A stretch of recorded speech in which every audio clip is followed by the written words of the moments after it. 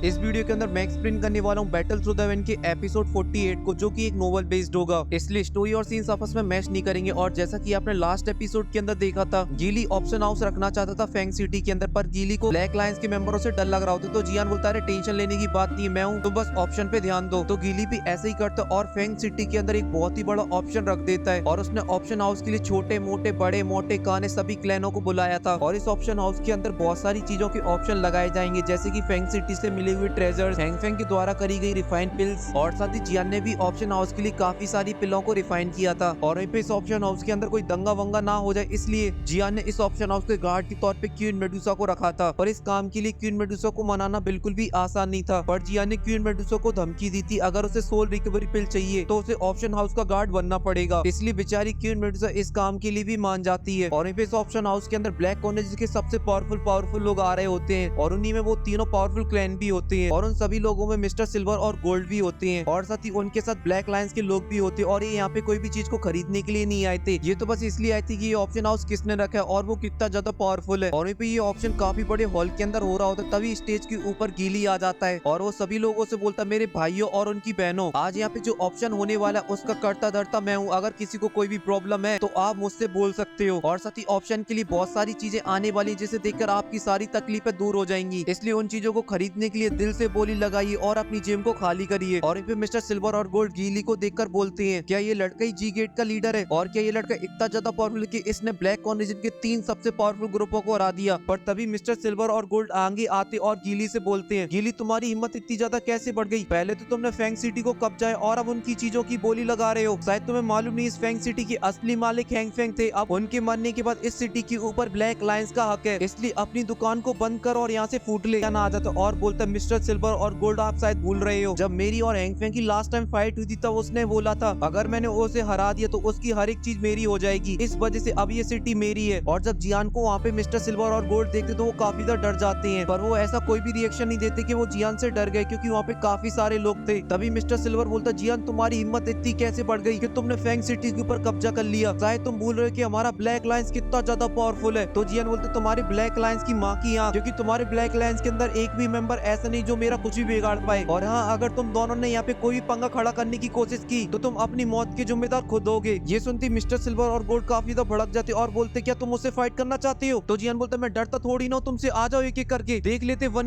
में कौन कितना ज्यादा पावरफुल है। तो मिस्टर सिल्वर और गोल्ड बोलते, एक एक करके क्यों, हम दोनों तो साथ में आएंगे क्योंकि यहाँ पे कोई कंपटीशन नहीं हो रहा है। और ये बोलते वो दोनों अपने आप को कंबाइन कर लेते हैं, और जब वो दोनों कंबाइन हो जाते तो उनका लेवल काफी ज्यादा बढ़ जाता है और अब वो एक लाइट डाउन सॉन्ग से फाइट कर सकते हैं। और यहाँ पे ये सब देख के जियान समझ जाता है ये लातों के भूत है, ये बातों से नहीं मानने वाले हैं। तभी वो एक इशारा करता है और वहाँ पे आ जाती one and only queen Medusa. और जब मिस्टर सिल्वर और गोल्ड क्वीन मेडुसा को देखते हैं उनके डर के मारे ना हालत खराब होने लगती है, क्योंकि उन्हें सपने में भी नहीं सोचा था कि क्वीन मेडुसा यहाँ पर मिल जाएगी, जिसने एक लात के अंदर ही हैंग फैंग का काम खत्म कर दिया था। इस वजह से जो मिस्टर सिल्वर गोल्ड थे ना, जो कुछ देर पहले शेर बने फिर रहे होते, वो भीगी बिल्ली बन जाते डर के मारे। और ये वाली हालत मिस्टर सिल्वर और गोल्ड की अकेली नहीं होती, वहाँ पर जितने भी खड़े हुए वॉरियर होते हैं जिन्होंने क्वीन मेडुसा को एक लात के अंदर हैंग फैंग को मारते हुए देखा था, सभी की थी। क्योंकि उनके सामने जो बवाल सी औरत खड़ी, उसने तो होल ऑफ सोल के बंदे को भी नहीं छोड़ा था, उसको भी वहाँ से भगा दिया था। इस वजह से क्वीन मेडुसा को देख के उन्हें काफी ज्यादा डर लग रहा होता है और वो मिस्टर सिल्वर और गोल्ड को कोस रहे होते हैं और बोल रहे होते हैं, इस साले मिस्टर सिल्वर और गोल्ड की बातों में आकर अपनी मौत को दावत दे दी, क्योंकि इससे पहले उनकी लाइफ एकदम मस्त कट रही होती। पर मिस्टर सिल्वर और गोल्ड आते और फैंग सिटी का लालच देकर यहाँ फंसवा देते हैं और अब मौत की कतार पे खड़े हुए हैं। पर तभी उन लोगों में से एक बहादुर वॉरियर जो कि क्वीन मेडुसा को नहीं जानता था, वो आगे आता और बोलता है, मिस्टर सिल्वर और गोल्ड आप बस आदेश करिए, हम सभी इस जी गेट की लाशें बिछा देंगे, लाशें। पर ये जो सुंदर औरत खड़ी है उसके साथ हम लोग ऐसा नहीं करेंगे, पहले उसको हम लोग तड़पाएंगे और उसके साथ गंदी गंदी चीजें करेंगे। बस आप आदेश करिए, इनकी सबकी माँ की आंख कर देंगे हम लोग। और फिर मिस्टर सिल्वर और गोल्ड की पहले से डर के मारे पैंट गीली हो चुकी होती है, ये सुन के उनकी तो पीली भी हो जाती है, क्योंकि वहाँ का जो माहौल था वो काफी ज्यादा गर्म होता जा रहा था। और वहीं पे मिस्टर सिल्वर और गोल्ड उस वॉरियर को चुप कराना चाहते थे, पर क्वीन मेडुसा की डर की वजह से उनके मुंह से आवाज नहीं निकल रही होती है। पर उनको ये भी पता था अगर इसको चुप नहीं कराए तो हमारी जिंदगी का आज ये आखिरी दिन होगा। इस वजह से वो उस वॉरियर के ऊपर हमला कर देते हैं और उससे गुस्से से बोलते, लड़के तुझे मालूम नहीं है फैंग सिटी के ऊपर सिर्फ और सिर्फ हमारे जियान सर का हक है, क्योंकि उन्हीं ने हैंग फैंग को हराया। इस वजह से अब इस सिटी के असली मालिक जियान सर हैं। यही सुनते ही वहाँ पे जितने भी लोग आए थे वो सभी के सभी शौक हो जाते और बोलते, ये बड़ा दोगला आदमी है, अपनी बात ही पलट गया। और यहाँ पे जियान भी ये सुन के एक स्माइल देता और फिर बोलता है सभी से, तो जैसा कि आप सभी को पता चल चुका है, इस सिटी का असली बाप अब मैं हूँ, इसलिए अब उस चीज को स्टार्ट करते जिसके लिए अपन लोग यहाँ पर आए हैं। और साथ ही मिस्टर सिल्वर और गोल्ड आप लोग भी अपनी सीट पर बैठ जाइए और अब ऑप्शन ऑप्शन हाउस को स्टार्ट करते और चीजों को आप लोग खरीदिए और यहाँ से फूट लीजिए, और अगर फिर से किसी ने यहाँ पे पंगा खड़ा करने की कोशिश की तो उसको मारने से पहले मैं एक बार भी नहीं सोचूंगा। और अभी के लिए मैं स्टेज से जा रहा हूं, पर मैं बगल वाले रूम के अंदर ही बैठा हुआ हूँ और मेरी चील वाली नजरें तुम लोगों के ऊपर ही टिकी हुई है, इस वजह से कोई भी पंगा दंगा नहीं करना। और ये बोल के जियान क्वीन मेडुसा को लेके वहाँ से चला जाता है और गीली ऑप्शन हाउस को स्टार्ट कर देता है, जहाँ पर अलग अलग तरीके की पिलों को लाया जाता है और लोग उनके लिए बोली लगाना स्टार्ट कर देते हैं। और फिर सीन चेंज हो जाता है, फिर हमें एक कमरे का सीन दिखाया जाता है जहाँ पे जियान और क्वीन मेडुसा बैठी हुई होती है और वो एक दूसरे को काफी देर तक घूरते रहते। पर तभी जियान बोलता है, क्वीन मेडुसा मुझे पता है तुम्हारे दिल के अंदर मेरे लिए कोई भी फीलिंग्स नहीं है, पर मुझे ये भी पता है तुम्हारी बॉडी के अंदर जो हैवी स्वेलिंग पाइथन है उसकी फीलिंग्स अभी भी है तुम्हारे अंदर, और हैवी स्वेलिंग पाइथन की फीलिंग्स की वजह से तुम मेरा कोई भी काम करने के लिए मान जाती हो। तो ये सुन के क्वीन मेडुसा बोलती, जियान हैवी स्वेलिंग पाइथन की तरह तुम मुझे अपना पेट मत समझो जो तुम्हारे इशारों पे चले और तुम्हारी हर बात को माने। तो ये सुन के जियान बोलता है, हैवी स्वेलिंग पाइथन को मैंने कभी भी अपना पेट नहीं माना है, वो तो मेरी फैमिली का पार्ट थी, और इसी वजह से हेवन स्वेलिंग पाइथन को जब भी भूख लगती थी तो मैं उसे पर्पल लिक्विड पिलाने से पहले एक बार भी नहीं सोचा। और ये बात तुम भी जानती होगी कि पर्पल लिक्विड कितना ज्यादा एक्सपेंसिव है और उसका मिलना कितना ज्यादा मुश्किल है। ये सुनकर जो क्वीन मेडुसा होती है वो काफी ज्यादा शॉक हो जाती है, क्योंकि उसे पता नहीं था कि हेवन स्वेलिंग पाइथन को जियान ने भूख लगने पर पर्पल स्पिरिचुअल लिक्विड दिया है। और ये सब बातें सुन के जो क्वीन मेडुसा होती है उसे जियान के लिए काफी अच्छी अच्छी फीलिंग आने लगती है और उसे लगने लगता है जो जियान है वो काफी ज्यादा अच्छा लड़का है और वो हैवी स्वेलिंग पाइथन की काफी ज्यादा केयर करता है। पर तभी क्वीन मेडुसा को याद आ जाता है मैग्मा वर्ल्ड का सीन जहाँ पर जियान ने अपनी मशीन को चला दिया था बेरहमी से। ये सोचती वो जियान से गुस्से से बोलती, जियान मुझे अपनी चिकनी चुपड़ी बातों में फंसाने की कोशिश मत करो, मुझे सब कुछ याद है तुमने मैग्मा वर्ल्ड के अंदर मेरे साथ क्या किया था और उस चीज के लिए मैं तुम्हें कभी भी माफ नहीं करूंगी। ये सुनती जियान एकदम सीरियस हो जाता है और क्वीन मेडुसा से बोलता है, क्वीन मेडुसा मैं तुम्हें एक बात साफ साफ बता देता हूँ, मैंने जो भी कुछ मैग्मा वर्ल्ड के अंदर किया था उस टाइम मैं होश में नहीं था, मेरी बॉडी के ऊपर फॉलन आर्ट फिल्म ने कब्जा कर रखा था, इस वजह से जो भी मैंने तुम्हारे साथ किया उसमें मेरी कोई भी गलती नहीं है, क्योंकि उस टाइम मेरी बॉडी मेरे कंट्रोल में नहीं थी। तो ये सुनती क्वीन मेडुसा गुस्से से बोलती, सारी की सारी गलती तुम्हारी ही है, पहली गलती तुम हैवी स्वेलिंग पाइथन को लेकर मैग्मा वर्ल्ड के अंदर क्यों गए जिसकी वजह से मैं भी मैग्मा वर्ल्ड के अंदर पहुंच गई, और दूसरी गलती तुमने फॉलन आर्ट फिल्म को क्यों रिफाइन किया क्योंकि तुम्हें भी पता था वो कितनी ज्यादा खतरनाक है, और तीसरी गलती तुमने फॉलन आर्ट फिल्म को अपनी बॉडी के ऊपर कंट्रोल करने दी और उसको परमिशन दी मेरे साथ वो गंदा काम करने की, इस वजह से दुनिया इधर की उधर क्यों ना हो जाए, पर मैं तुम्हें कभी भी माफ नहीं करूंगी, क्योंकि तुम्हें शायद नहीं पता है हमारे स्नेक सेक्ट के अंदर कोई भी मेल फीमेल के साथ जबरदस्ती करता है तो उस व्यक्ति को कड़ी से कड़ी सजा दी जाती है और उसकी गर्दन हम लोग काट कर जंगल के अंदर फेंक देते जहाँ पे मैजिकल पीस उसकी सैर को काट काट के खाते हैं। और तुम इस बात को ध्यान रखना, अगर तुमने अपनी डील को तोड़ा तो मैं तुम्हारे साथ भी यही करूंगी। और ये खतरनाक धमकी देके क्वीन मेडुसा वहाँ से चली जाती और फिर जियान बोलता है, ये औरत ही या फिर एक जल्लाद जो मुझे सजा देने के लिए आई इस धरती पर, जब देखो मुझे मारने की धमकी देती रहती है और मुझे मारने के बारे में सोचती रहती है, इसलिए मुझे इसके बारे में कुछ सोचना होगा जिससे इसका जो बिहेवियर है मेरे लिए वो थोड़ा प्यारा हो जाए। और फिर जियान सोचने लगता पर उसका सोचते सोचते सर दर्द हो जाता पर उसे कोई भी आइडिया नहीं मिलता और फिर बोलता छोड़ो अभी तो 1 साल है तब तक देख लेंगे कुछ ना कुछ तो। और यहाँ पे जो ऑप्शन हाउस था वो पूरे दिन चलता रहता है, ऐसी चलते चलते उसे रात बीत जाती और फाइनली वो ऑप्शन हाउस खत्म हो जाता है। और फिर जियान और गिली उस ऑप्शन हाउस से जो प्रॉफिट हुआ उसे देखने के लिए जाते हैं और जब जियान और गिली प्रॉफिट देखते तो वो काफी ज्यादा खुश हो जाते हैं क्योंकि उन्हें काफी अच्छा प्रॉफिट हुआ था। और तभी जियान के पास वो तीनों ग्रुप भी आ जाते तो जियान अपने प्रॉफिट में से काफी सारे गोल्ड कॉइन बाहर निकालता है और उन तीनों ग्रुप के अंदर बांट देता है बराबर बराबर, और वो भी ये देख के काफी ज्यादा खुश हो जाते और वो जियान के डाई हार्ट फैन बन जाती हैं। और बची हुई गोल्ड कॉइन की मदद से जियान अपने जी गेट को भी स्ट्रॉन्ग बना सकता था जिससे कोई भी ब्लैक कॉइन का बंदा उनसे पंगा नहीं लेगा। और जियान सबसे पहले गीली से बोलता, भाई मुझे जो इंग्रेडिएंट चाहिए उनका इंतजाम करो। तो ये सुनते कि गीली भी सभी इंग्रेडिएंटों का इंतजाम करने लगता है और कुछ ही टाइम के अंदर गीली सभी इंग्रेडिएंटों को लाके दे देता है जियान को। और फिर जियान गीली से सभी इंग्रेडिएंटों को ले लेता है और वहाँ से डीप माउंटेन की तरफ निकल जाता है। और फिर सीन चेंज हो जाता है, फिर हमें जियान दिखाया जाता है जो कि एक माउंटेन की चोटी के ऊपर बैठा हुआ होता है। तभी वो चिल्लाने लगता है, कायलीन मुझे तुम्हारी जरूरत है, मेरे पास जल्दी आओ। पर जियान अपनी बात पूरी खत्म कर पाता उससे पहले क्वीन मेडुसा जियान के पीछे आ जाती पर वो कोई भी रिप्लाई नहीं देती है। तो थोड़ी देर बाद जियान को पता चल जाता है और वो क्वीन मेडुसा से बोलता है, कायलीन मैं एक बहुत ही खतरनाक फिल्म को रिफाइन करने वाला हूँ, इस वजह से मैं चाहता हूँ कि मुझे इस टाइम पे कोई भी डिस्टर्ब ना करे,